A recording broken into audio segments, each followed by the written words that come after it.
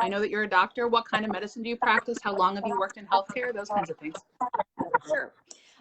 So I am a family practice doc. What I like to call myself is 2-day-old to tomb. So not quite womb to tomb, because I don't do OB. But I take care of babies 2 days old. And I think my oldest patient was 97 before she passed away. So I've been practicing in Pennsylvania now since 2015, went to Drexel and Jefferson, then headed off to Massachusetts for a few years, had my kiddo, and then came back because this is where the grandparents are. Is this where you grew up? And I've been, no, I grew up in Minnesota, so I'm from the Twin Cities. Yeah, so that's home for me. And then came back here because this is, like I said, the paternal grandparents are here. So, I am a community physician. I see everything. And I also subspecialize in transgender care. So I do transition hormones and try to maintain a very open clinic for the GLBTQ community so that they know that my clinic is a safe space for them to whatever their needs are. And then I also, again, help older teens and adults with gender transformation. I usually reserve the young teens for CHOP or DuPont just because they have more comprehensive programs. It's just me in the clinic, and I just want to make sure the tweens are taken better care of with a more comprehensive program if they decide they want to be on puberty blockers. I also do addiction medicine, which I love. So I do Vivitrol and Suboxone. So for my folks struggling with heroin, opioid, or alcohol addiction, and then I do that on Fridays. That's great. I am so glad we talked because I had no idea that those were two of your subspecialties. That's wonderful. Yeah, I really love, and I got my waiver to do Suboxone when I was in Massachusetts, and when I came to Pennsylvania, my then managing physician was like, "Well, no, we don't want those kinds of people here," and I was like, "Okay, novel." And then after he left, and I kind of well, this is my clinic now. I'm gonna let my my flag fly. So I started taking care, and I have a pretty robust Friday now for my folks. I'm so glad. Yeah, it's cool. Yeah. Do you work in a small clinic or in a hospital setting, or what? When you talk about your clinic, what is that like? So I'm part of Lancaster General Health. So, LGH is the big behemoth in Lancaster County. So they're the big health system. And they recently 2 years ago, got married to Penn. So Penn and LGH are now joined. So my clinic is the easternmost clinic of LGH. So I like to say that we hold the eastern wall of LGH because, most of my folks are in Chester County, and my clinic is actually in Chesco. So there's the LGH health system, but our clinic, in a sense, is a standalone clinic because, it's 45 minutes, to LGH or Penn to Chester County. So, how many doctors work in the practice? So right now we have, myself, and I have another full-time doc. He's a DO. I have a part-time physician. I'm going to be hiring another full-time physician. And then I have a nurse practitioner, and I'll be looking for a physician's assistant to help me with my panel. So we're interviewing for that. So pretty, it's, moderate sized. Mm-hmm. Yeah. That's interesting. And I'm so it's a small setting within a big system, which is probably how a lot of small settings are these days, I'm guessing, when you were talking about Penn buying up places. And I see that happening all over the city too with Jefferson and Penn. And yeah. So can you tell us a little bit, and we have time, so if you want to give a long version, go for it. How did the pandemic affect your practice? Well, it's been really, interesting is not an appropriate word, but that's very, very noticeable is that prior to the pandemic, we have a very high no-show rate in the community where I serve. The national average for people no-showing their appointments is 6%. Ours was ranging anywhere from 12 to 18%. So that was really a struggle, right? Because, I have a waiting list months out and people are no-showing their appointments. So that means that I can't get those people in that I need to. But during the pandemic and post-pandemic, well, for surge pandemic, I should say, a lot of that has changed. People are actually showing up to their appointments, which is great for me because it's what I do, right? Like I want people to come to their appointments. The other thing that's interesting is that we're really utilizing telehealth, and we kind of started that really early on in the pandemic. And so I find that it's actually really beneficial when I'm talking to folks about their psychiatric medications, because even though I am not a formal psychiatrist, psychiatry takes up about 3/4 of my day. And it's actually probably even a little bit, well, prior to pandemic, it was maybe 1/3 of the day, and now it's 3/4 of the day, no matter if someone's coming in for their diabetes or their heart failure, or they've got a runny nose, right? Or they think they have arthritis in their hands. Inevitably, it's always anxiety, depression. They're worried about finances. Mental health issues. A lot of stressors. And so my doing psychiatric care has increased. Again, I do a lot of mental health. And so doing telehealth has actually lent itself really, really well to me. I mean, I don't do therapy. I mean, I do a lot of listening. But when we're talking about medication management, when we're talking about what works and what hasn't worked and what people are needing to get through their day, telehealth has actually really been fabulous for that aspect of care. And so I have found that it's actually opened up a nice door to be able to care for patients rather than having to bring them into the clinic, right? They don't have to come in for something like that. And I imagine for some people that might have been part of the barrier that contributed to your no-show rate, actually getting there, leaving work, leaving kids at home, that kind of stuff. Right. And, there's no transportation in Parksburg. So Parksburg is, so my clinic is in Parksburg, and we're we're by Gap, Honeybrook, Parksburg, Coatesville. There's no public transportation out here. There's no busing system. There's no regional rail stops in Thorndale. So it's really hard for my folks who have one car, right, to share, or they don't have a car and they have to rely on others. So that's actually been really great. It's been a blessing for them to be able to do this. Do you think you'll continue to use telehealth now, even, after? Yeah, there's no going back on telehealth. It might change because right now Medicare is reimbursing telehealth at the same levels that it does in inpatient office, but not all the commercial insurances are following suit. So it's really going to depend on how will they pay, right? But telehealth itself is now part of the medical game. It's now part of our how we do medicine. Mm-hmm. I didn't even think about that, but that makes sense too. I remember learning. So before I was a minister, I worked for a nonprofit in Washington, D.C. called the D.C. Primary Care Association.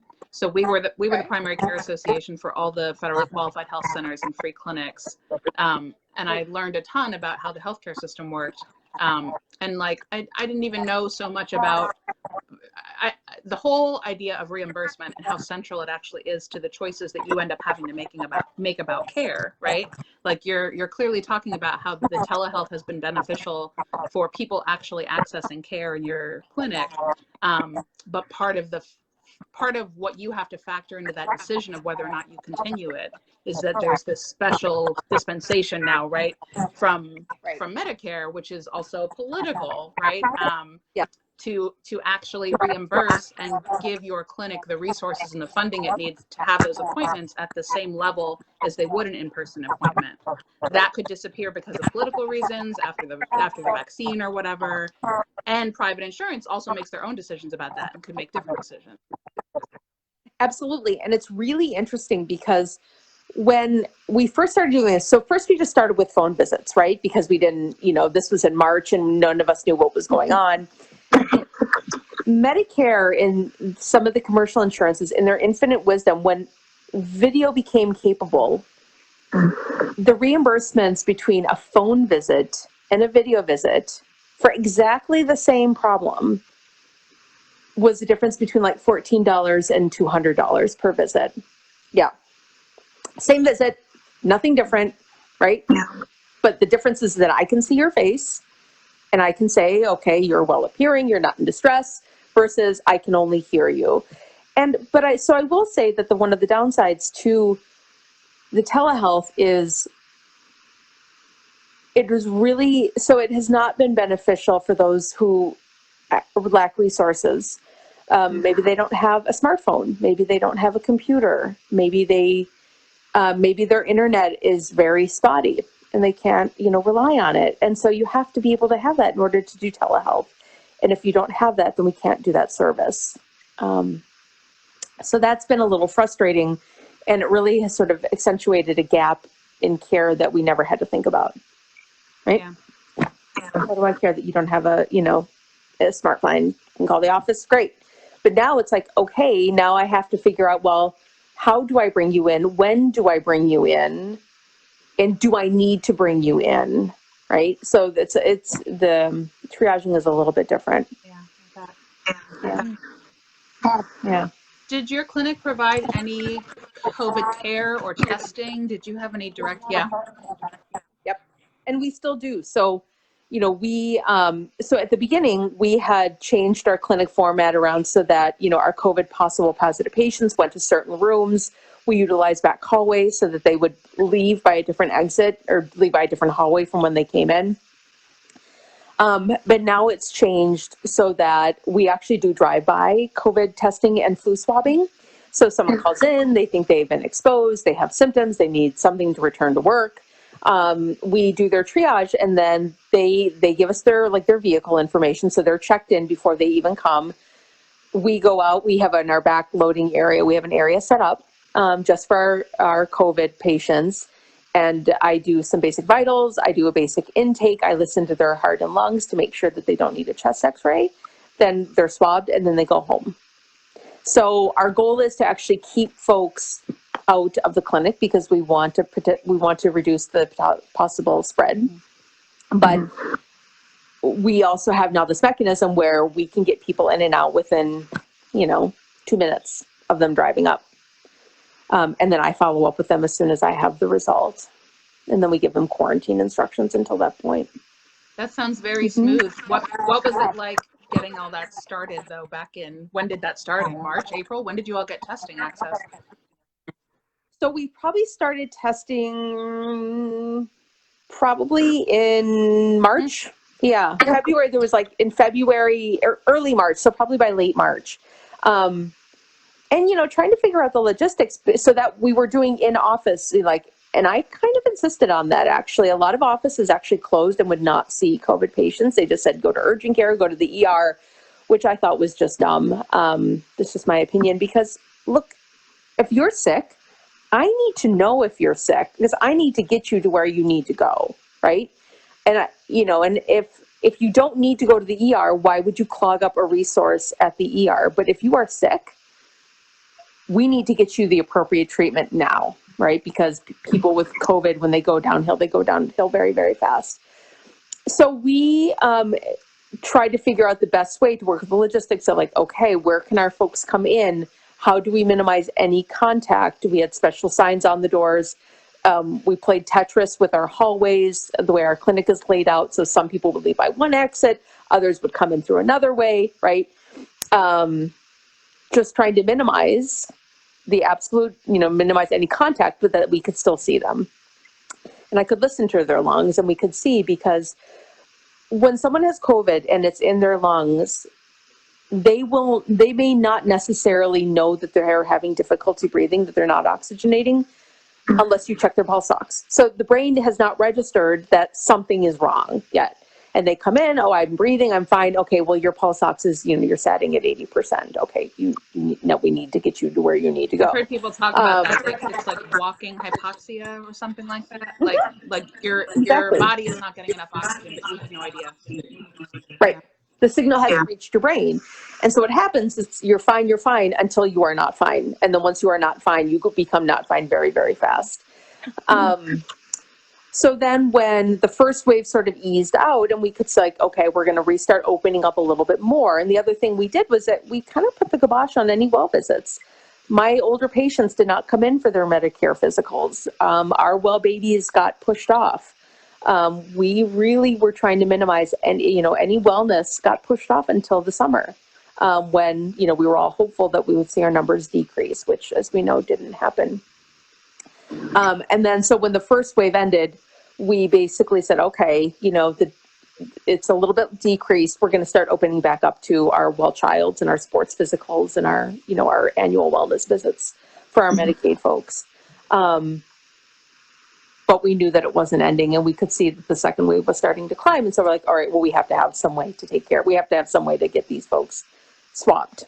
And so that's when we decided to start doing the drive-through.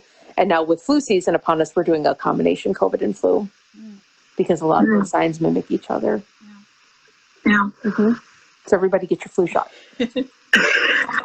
What I'm so curious about, so I think you even said something about February, and it reminds me that you, because of what you do, were probably more aware and taking this more seriously a little bit before everybody else. Like when I think back to our timeline, the dates that stick in my head, March 12th is when we decided to close the church. March 8th was our last Sunday in person. And I remember on March 8th, I think you were one of the people who was more adamant than some others, right? About like, I'm not hugging you, we need hand sanitizer. Like, yeah. What was the timeline like for you? Like, when did you start to become aware of this? And did you get support from the Lancaster Hospital Health System, or who was giving you guidance about what to do when all of this was new to all of us and it was new to you at that point? Right. So, it's really interesting because I remember reading, and this was probably in late December, maybe early January, when we started to hear about the news coming out of Wuhan and about how there was this new funky respiratory illness basically decimating this population. And I remember thinking to myself, like, oh shit, here's the next pandemic. And I, told my supervisors, and they were like, yeah, sure. And I'm like, no, I really think this is going to be something. And then we started seeing that it was spreading. So it was really kind of early on that I started to see, like, okay, we may need to start having a problem. But but then the question is, well, what do we do about it? And so we all look to the CDC, right? Like the CDC is they are the gold standard in this country for infection and prevention, infection control and prevention. And so the rules changed every single day. Something changed, right? You give aspirin, aspirin's bad. No, you can give Motrin, Motrin's bad. If you have asthma, do not use a nebulizer, use your inhaler. Like every day, something changed. Could you be 6 feet? Is 6 feet safe? No, you should be more like 10 feet if you're outside. Is it airborne? Is it just respiratory? And so what we did is basically it was, well, what we know is that we're living with absolute uncertainty and that the game will change tomorrow. And that's what we did. We took all the best information and tried to just keep an open mind of this may change next week, and it will. Masks became a very big, focal point very early on, and we developed a mask policy. And then, of course, then that changed, right? Well, what's an appropriate mask? A cloth mask, a bandana, is that okay? No, it's not okay now. So it's just sort of living in this shifting rule, right? This shifting sort of environment of every day brought something new, right? And every day brought new challenges. So a little bit invigorating in a way. I've always sort of thrived in this sort of an environment, but a little bit frustrating because I couldn't give people reassurance, right? I couldn't tell, my family, and I didn't know where would we be, right? Where would we be in the spring, summer, and fall? And I couldn't say any of that. And then I guess the thing that also really impacted me is, I don't normally wear scrubs to work, right? Like I wear professional gear. I went out and bought scrubs because, we realized that COVID can remain on objects. So wedding ring, watch, phone. I started sort of what I call the decontamination dance, right? I don't get to hug my kid right away. Everything goes into the wash. I take a shower, and then I can give her a hug hello, right? Yeah. And that was hard to get used to, right? That was hard to get used to. Yeah. And your clinic never closed, it sounds like. Nope. We had slowed down for about 2 weeks, but I was adamant that our clinic stay open. Not only did I want none of our people to have to be furloughed, right? So I wanted to make sure that everybody's getting their paycheck. but our patients need us. You know, there's not a lot of other support out in where I work. And so I needed to make sure that our patients knew that they could reach out to us. Now you asked about support. I will say that LGH, there is one of the very big advantages with being married, quote unquote, to Penn is that we have access to Penn's resources and their guidance, right? And so they're they're leading edge in terms of research. So that was extraordinarily helpful, having that, being able to kind of take their information and use it in Lancaster County. And since I was in Chesco, I looked to Penn because of where the numbers were, you know, where I practice. So that was extraordinarily helpful. You didn't have to figure out what guidelines to put in place. You just had the challenge of figuring out how to implement them, it sounds like. Yeah. Right. That is a gift. Yeah. I'm sure many school administrators would say that they wish they had that kind of clear, you know, okay, at least this is the direction we're following. Yeah. Right. And it's, you know, and my heart goes out to the teachers and the administrators because, you know, the CDC, as we now know, is sort of it's politically compromised, right? So the question is what's legit and what's not, and it's impossible to know. So then you make your best educated guess. Well, do you do, you know, hybrid? Do you do in person? Is what they have, you know, is it sufficient? Then you get the politics of the county health department, which may be a little bit different than the state health department, which is maybe a little bit different politically than nationally. So schools are just sort of scrambling to try and figure out safety, funds, keeping their teachers employed, and keeping their kids educated. And there's no probably right answer, right? Every school system is just trying to do the best they can. Yeah. Right? Yeah, well, and I can relate to that feeling of wondering about CDC guidelines for other settings. As a spiritual community, I was watching in real time as there were first drafts that came out about churches and religious communities and how we should respond, that then got edited, that had things removed, that had things softened. And yeah, as someone who then has to make decisions for an organization, you know, it's like, well, now I know I can't trust what's coming out, you know, or I don't know whose version of this guidance I'm really getting. Yeah. Exactly. Exactly. I'm glad that healthcare settings seem to naturally would take it more seriously and maybe be a little bit less susceptible to that kind of interference. It is, but you know, it's when you look to the national benchmark of the CDC, and when that changes, and when you know that it's politically motivated and politically changed, it's really hard, because then it's like, okay, is this information good, right? Can we take this to the bank? And I think we just do the best we can with what we have, and we just take what the other scientists are like. We hear what the CDC may be saying, but then we hear what Anthony Fauci is saying. We're more likely going to probably follow that, right? And if they're at odds with each other, then you have to weigh what makes sort of the most sense and what is going to be the most easily implementable. So you did, oops, I just kicked my phone.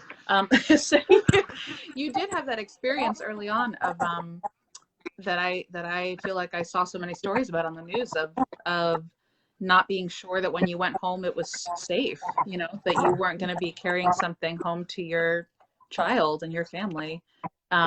Did you ever consider staying somewhere else, or was that not an option for you? You just figured out the decontamination procedure? No, I've thought about it. And, you know, I talk with my husband of like, well, maybe they need to go to his parents. And that still may be on the table if the winter season brings what I'm worried that it's going to bring. And I thought of that if I'd ever gotten drafted to work at some like the testing tents, well, maybe I need to like then stay in a hotel, although that does of course increase risk.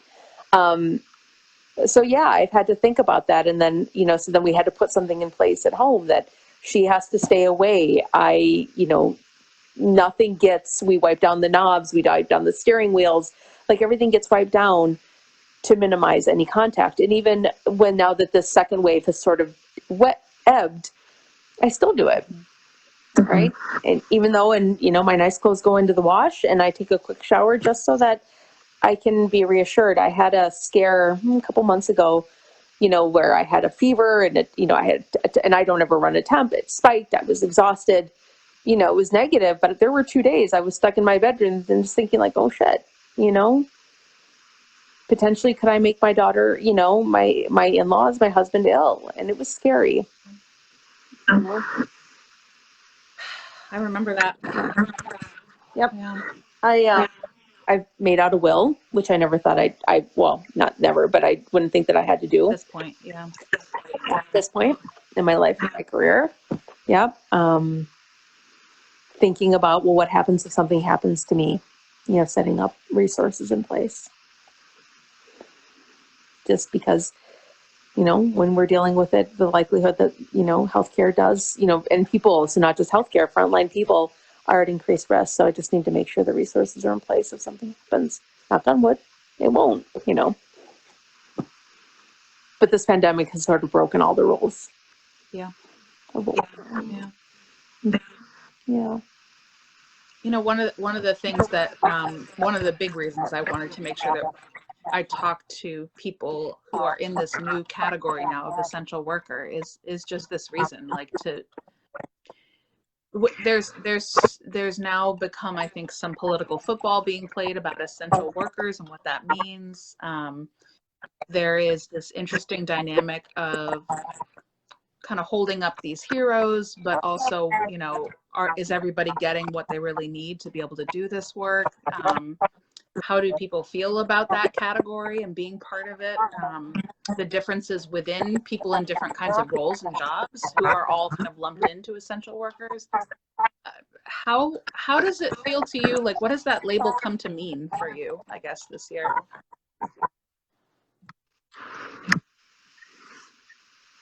It's already sort of been in the back of my head of what I do and where I work that,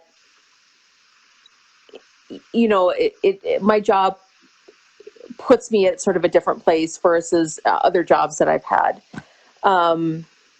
If in the past, if there was a snowstorm, well, I would do my best to make it in, right? Because, we have patients who need to get seen. The term frontline worker has actually been, so at the beginning, it's sort of a mixed label these days, right? So at the beginning, everybody, is standing out on their sidewalk and we're heroes. And even though, we're like, the hell, we're not wearing capes. And we're heroes and, Rothy's and, these different companies are offering us discounts and that's fabulous and great.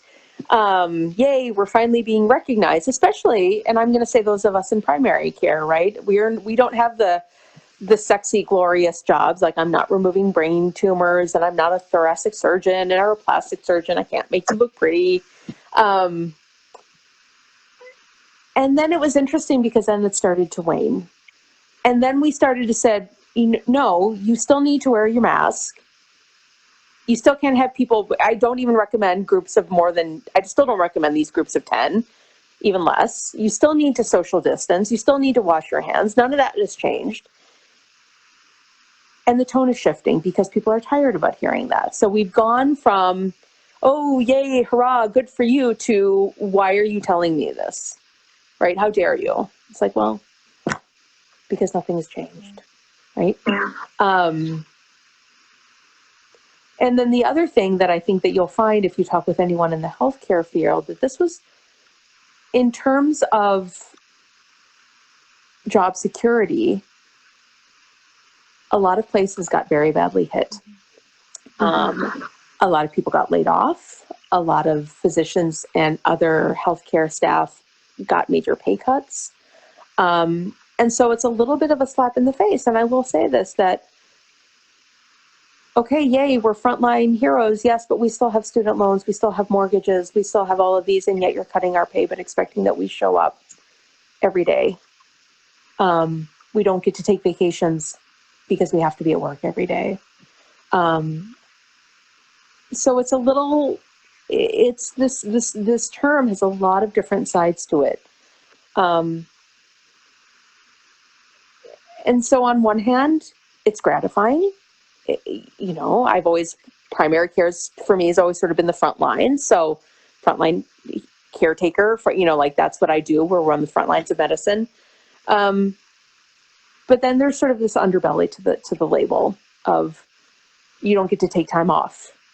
You're at increased risk. You're the first person people are going to get cranky with, right? Because we're still telling them the exact same thing and people are tired of hearing it. Yeah. And then, oh, by the way, great job, strong work. Oh, we're cutting your pay or we're firing you or whatever the case may be, because we have to recoup our losses. Because healthcare systems across the country lost a lot of money, billions. And that had to come somewhere. They had to recoup somehow. And it came from laying people off, no bonuses, you don't get raise increases, not hiring new staff. So if you're shorthanded, tough. And I wouldn't have thought about that before being, part of medicine. And if we think of well, of course, big corporations, whatever, they can shoulder it. It's well, but they take it away from the people who need it. And we were lucky at LGH and Penn. They made a promise that they would not they would not lay off any of their staff. We kept all of our staff, unlike some of the other hospital systems in Philadelphia. But there were still sacrifices that had to be made because we weren't seeing patients and we weren't getting reimbursed what we needed to get reimbursed, right? So that's been a little bit tough. And I worry about that for the future. Right? We're in our third wave. What's going to happen come January when the hospitals are full, right? And surgeons can't do their jobs because we're canceling all elective surgeries because of the risk. That was another one of the things that didn't become apparent or didn't become clear to me how that worked until probably sometime in the summer. That I think as someone outside of the healthcare system who's only seeing it from the perspective of a consumer and not even directly as a consumer personally, only doctor's visit I've had in the last 9 months was one dentist visit. I know, right? But I don't think about what that means on a magnified scale, but that's what you're talking about, right? People, like you were saying, in your clinic, wellness visits stopped for a long time, physical stopped for a long time. In big hospitals, I'm sure elective surgeries are a big portion of the business that they do because they are a business in this country, right? So is it that kind of thing that led to the healthcare system losing a lot of money? Are there other factors, or is it mostly it's the things that stopped while the pandemic was going on? So yes, all of the above, right? So, in the outpatient world, we weren't, and until we were able to be reimbursed and until we were able to do telehealth, and again, my clinic was very fortunate that we only had a lag time of about 2 weeks. Well, if you're not seeing as many patients, you're not bringing in those RVUs, right? So then you can't submit those for reimbursements. Elective surgeries stopped. The hospitals were filled and reimbursements also were delayed in coming. ICU beds were filled. It's extraordinarily expensive care. And so those things that make up a way for a hospital to stay afloat, right? So those, the colonoscopies and the, hernia repairs and all of those didn't happen. People weren't being seen in the office. And so it was sort of this culmination of a lot of money was spent right, because you have people on vents, right? And in our area, Philly, like in Pennsylvania, thankfully we weren't as hard hit, of course, New York being the classic, but other areas of the country as well, right? The ICU beds are overflowing. So it's a combination of very expensive care, money going out, and you're not getting it back in. And, and I will say then that even trickled down to primary care in terms of health, because I'm a big believer in health maintenance, right? So get your mammograms, women, get your mammos, get your DEXAs, men and women, get your colonoscopies, fit tests, or Cologuards. People weren't going for their mammograms. Women weren't going for their mammograms, their cervical cancer screens, their DEXAs, their colonoscopies. I rescheduled my annual OBGYN appointment. Yeah. Blood work for our diabetics, 8-9 months before, and an uncontrolled diabetic there's a lot of body systems that are jeopardized. And so people, We're not getting these necessary things done. They didn't want to come in. And so then also then what happens is when they come in, things are now uncontrolled. So more money's going out to try and fix the problem. Right. Because it's also more expensive to fix a more serious health problem than it is to prevent or maintain. Yeah. Right. One of the things I hear a little bit in your talking about being an essential worker this year or a frontline worker this year is that maybe there's a need to bring into balance not just the high regard and esteem and people banging pots and pans at 7 p.m. and doing all those wonderful things, which is wonderful, but that it also needs to be matched with tangible support, like some kind of recognition that this year has put even more pressure on an already squeezed and problematic healthcare system in our country, and that there are victims in that. And it's not just people's health, which people's health matters a tremendous amount, but it's also the workers, right, who are being asked to do things like consider staying in a hotel away from their children, or, you know, put their own lives at risk, that it's all the more reason to listen to the things that healthcare workers, I think, like you, have already been saying before this year about what's really needed to make this a functional healthcare system that works for patients and works for caregivers. Right. Yeah. And I think one of the things that we're struggling with in healthcare is, you know, I think Ken mentioned, you know, pandemic fatigue, and you probably have mentioned it as well. And, you know, so, and it's a really real thing now. People are really tired. But the problem is that if you don't do what needs to be done, the numbers will not be controlled. This virus, you know, there's no thing at the national level. We know that there's super spreaders all over the place. And we're looking now, we're just going to have another repeat of the winter. And so even just getting in, so you're right, you know, it's not about, you know, the adulations like, oh, healthcare, right? You know, those of us who do it, like, okay, whatever, you know, that's great. Thank you. You know, thank you. Nice to hear. There's an action figure made of you now. Cool. Something I've always wanted. I want a cape. Definitely want a cape. But it's things like, you know, and I will say, you know, the federal government, bless its heart, you know, froze student loan payments, right? Mortgages could be held, you know, you could, you know, forbear your mortgage, things like that.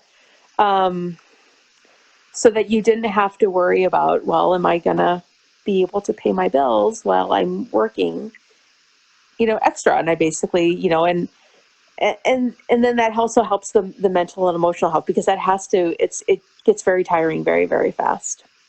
And knowing that you don't have to worry about those stressors kind of helps you get through the day. Mm-hmm. Yeah.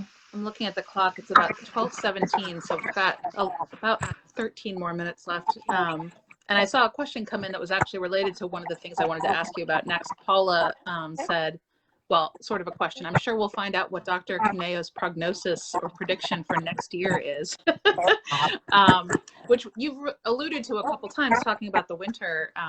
And I had a similar question on my list for you, which is sort of, you know, what do you want people to keep in mind as we move through this winter, this next season?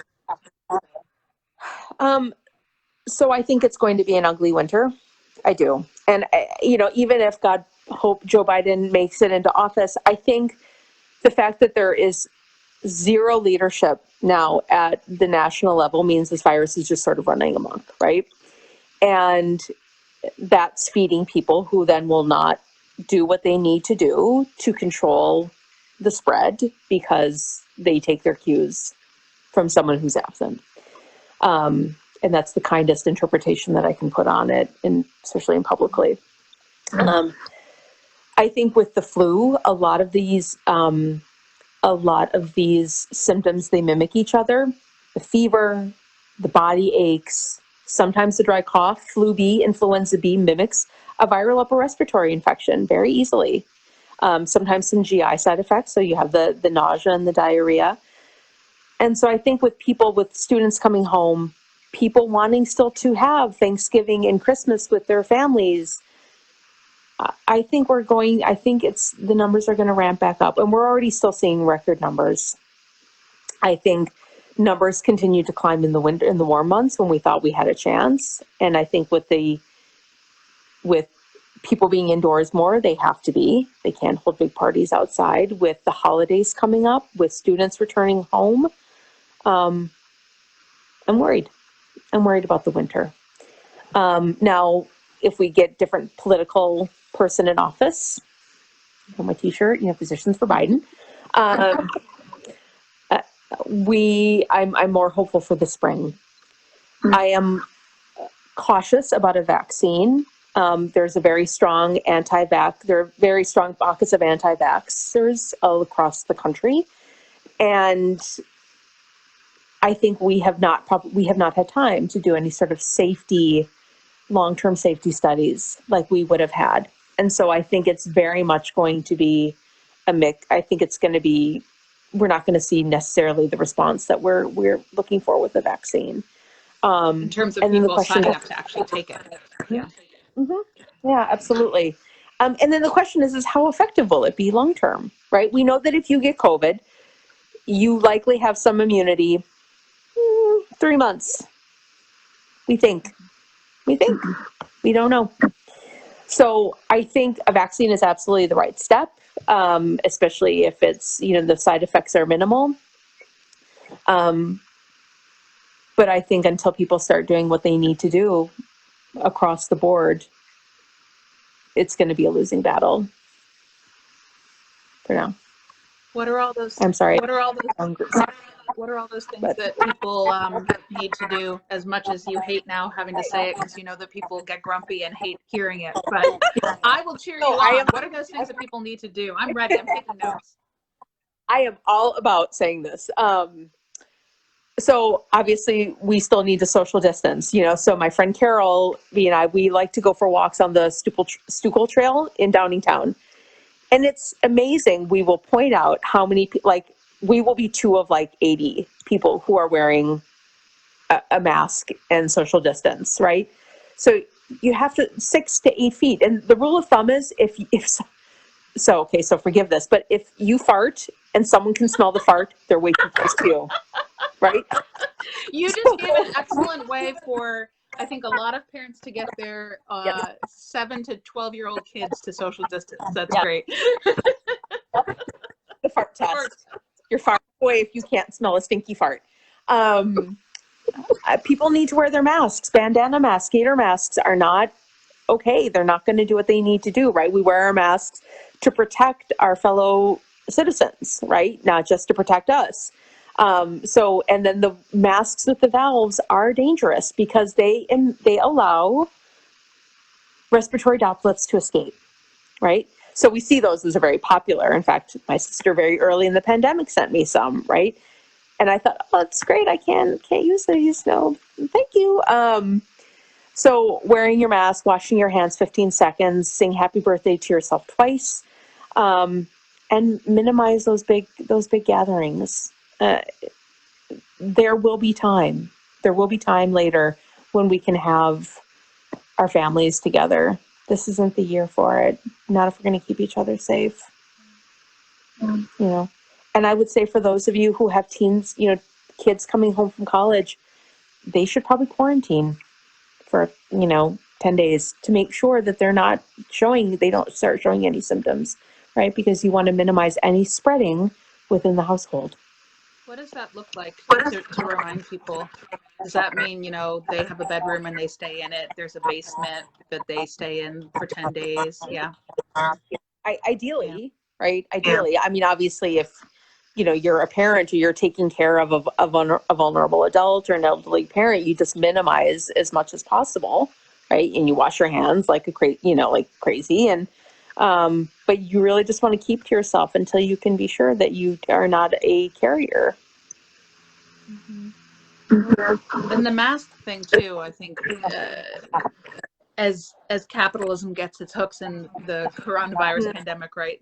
There are all kinds of new products that you can buy, but I have seen those same studies that the bandanas don't do much, and the bandanas are open at the bottom, and the gaiters, surprisingly, which I thought were like a nice little seal, that actually isn't as good. So it's the traditional cloth mask, right? Like just a piece of cloth across your mouth and your nose. And they have to be washed, right? You know, if you keep your mask in your car and you're using it you got to wash it, you know? And we don't think about that, right? So while we want our kids to kids should have more than one mask if they're going back to school, right? Because they get dirty, and at a certain point they have to get washed. The other thing is get your flu shot. It's not a perfect vaccine. I'm telling everybody that right now. It's not. We own that. But it is better than nothing. And the flu is another deadly illness, you know, killed a quarter of the world's population 100 years ago. It's not fabulous, but it is one of the few ways to ameliorate the severity and the intensity of the flu, because the flu can cause pneumonia and can lead to respiratory decline. So anybody at risk should get their flu shot, or everybody in the household should get their flu shot. People who are appropriate then should get Tamiflu if they do, but Tamiflu is not for everybody.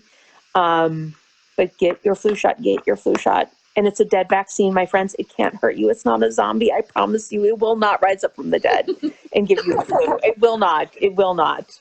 And so no, there's no zombie apocalypse on the flu vaccines watch.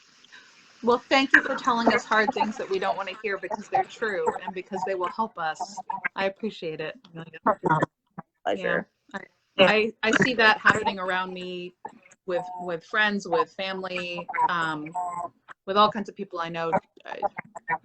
And it is hard to navigate. I think it's remarkable how effective peer pressure is, even when we're all grown-ups, you know? When you go to a gathering and people aren't doing something, and your brain just goes, well, I guess it's okay, but no. No. And it's okay. It's okay to have your own boundaries, and you can be kind about asserting those boundaries. I mean, that's one of the things that I've done with some friends. You know, people will text me and say, let's get together. And I'll say, I'd love to see you. And I go, just so you know, I'm not going to restaurants. So if you want to go to a restaurant and get together with another friend, I am not offended if you want to do that without me. That's okay. If you want to sit outside somewhere 6 feet apart from me and we will fart and not smell each other's farts, then I'm there. Let's pick the park that we're going to. Let's go. Like I'll bundle up. Yeah. Yeah. So, you know, if you think your friends might make fun of you or criticize you, that's not about COVID, you know. Take stock of whether or not you're willing to take it, or whether or not you're willing to push back and just say, hey, just, you know, this is my body, my choice, right? Here's what I'm doing. You know, utilize Zoom, utilize Facebook, 6 feet apart. Yeah, being outside will decrease the risk. So go for your walks. You just stay 6 feet apart. There's no giving someone a hug, you know, at the beginning and the end of the walk. You just kind of just do it, or you go to the park and you can sit an appropriate distance apart. Absolutely. And it is hard, but it's like you said, this is not, we do this now so that we will all be here when this is over. Right. Yeah. It won't be forever. Nope. You know, in the US, we've been through this before, right? And we know what we need to do. I just think people need to be there needs to be a little bit of grace, but people need to be reminded that we're kind of all in this together, right? We're all in this together.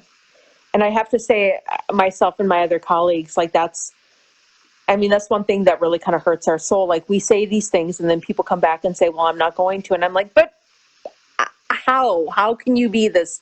How can you do this? Right. And you just kind of have to say like, all right, well, I don't agree with you, and come see me when you're sick, you know, and I'll tell you I told you so in the most loving fashion possible, but I'm going to tell you I told you so. Yeah. That's what I tell my patients when they don't get their shots. It's like, I'll take care of you. I love you. I'll tell you I told you so. And then you'll get it next year. You'll get your shots next year. So. Boy, Emilia, that's about as perfect a representation of our faith and of universalism as I can think. Also, you know, it's the door is open, and I am here, and I will care for you in the ways that I can, and I will be honest with you, and I will keep holding open that door that says, here's how you can be better. Here's how you can be more responsible for yourself and for others and for taking care of our whole world, because it matters. So you're living our faith in what you do. Thank You're you. welcome. I thought about that, but thank you. Yeah. I just want to make sure that if anybody else has any questions, thank you, Paula. And I see a couple other people watching, but we only have a couple minutes or 1 minute left. So if anybody else has any practical questions, I think I said in my teaser for today, you can't show Dr. Cuneo a rash today and ask her to take a look at it for you, but you could ask another question if you have one about the pandemic or COVID or the flu season or anything else coming up. Actually, one of the things you said about washing your mask, I got into the habit very early on. I have cloth reusable masks, and when I go out, I put one on. And when I come home, I take it right off and I put it in the sink. And I've just been washing it with soap and water in the sink. Is that enough? Yeah. Great. 20 seconds, Yeah, I don't actually just like put them in the laundry. I didn't think I needed to. It's easier for me because I remember right away, then I'll just do it as a habit. Yeah, no, that's perfect. Yeah, that's perfect. Or the other thing is if you have, a couple of masks, you could just leave them out in like if you have like a balcony or a hallway or a garage, you could use it and then you leave it out. So, because we know that the virus can't stay, we think we know that the virus usually will not stay on a hard surface for more than 48 hours.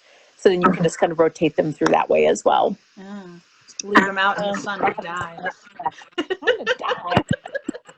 Spotter and lantern flies. Die, COVID, die. Yeah, I know, right? Yeah. That's the goal. Yep. And and it will be interesting to see what, this is so completely changed our nation's psyche, our nation's health. It's impossible to know what the future is going to look like. But I think trying to speak to sort of those cores, like you said, it's some things do not change. People are still people, right? And the basic needs are still there. No matter how much we might disagree with some of their beliefs. Thank you for showing up for everybody who comes to see you, regardless of what they believe, regardless of whether or not they listen to your good advice. And I was happy to talk. Yeah, I was going to say, and yeah, thank you again for taking part of your precious day off to talk to us too. So I hope you enjoyed getting back to something fun, not just learning more things, but also maybe taking a little break or a nap or something today. Yeah. Oh my God, that sounds so lovely. I can't even stand it. Yes, and it does look beautiful out there. So I'll be getting outside. Awesome. It's beautiful weather. Thank you so much, Emilia. Right. Take care. Keep yourself safe. Thank you. You too. Bye now. Bye.